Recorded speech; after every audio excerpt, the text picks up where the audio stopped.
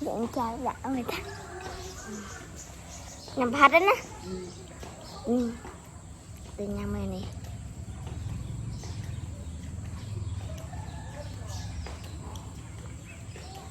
gì mà anh vô phát đây mẹ.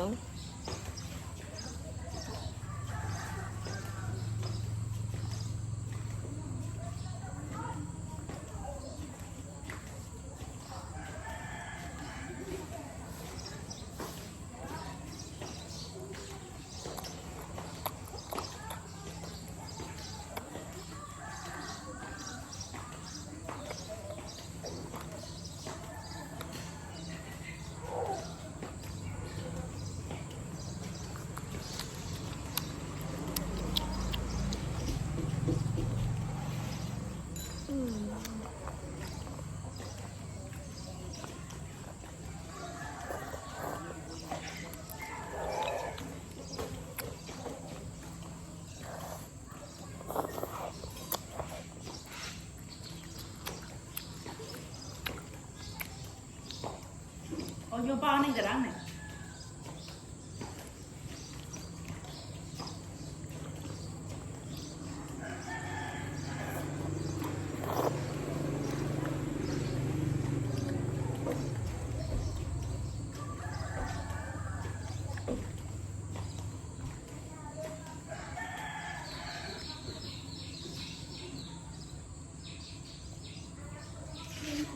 Này, anh này, vô mấy anh.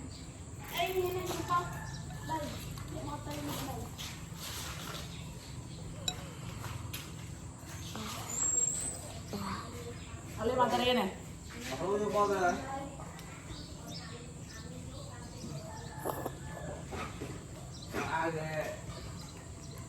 Ăn cái này chỉ ít thôi ăn gì? Cái hàng tờ. Ô anh nhờ ta.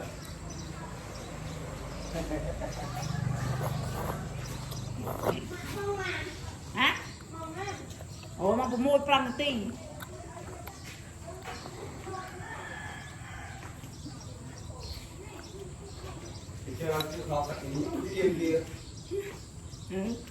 Ông cứ tập cầm ai kịch kia.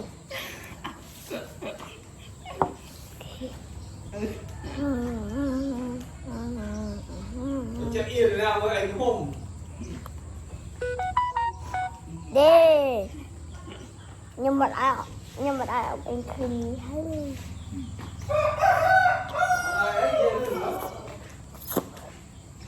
Hả? Rồi anh về lửa. Tham anh ai khinh hay. Ai khinh hay. Anh đã thở hả? Bây giờ tiền liền à? Apa hal ini? Ngon cái trong hà. Ủa đằng trai là nó gì? Trong chai ngon mà mày đi crack crack. Nói cái đó này. Kẹo đi đâu co anh? Kẹo đi buôn co.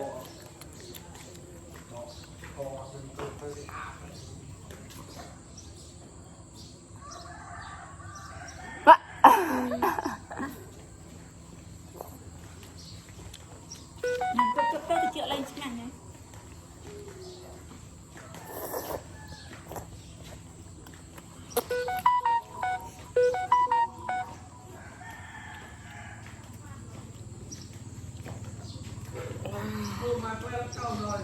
Fly.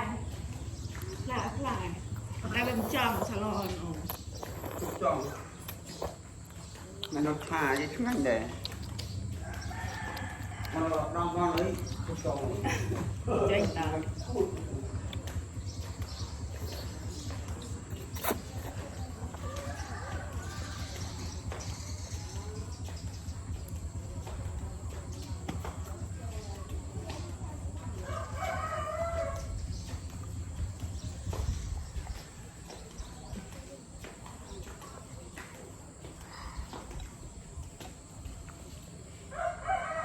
Bye bye.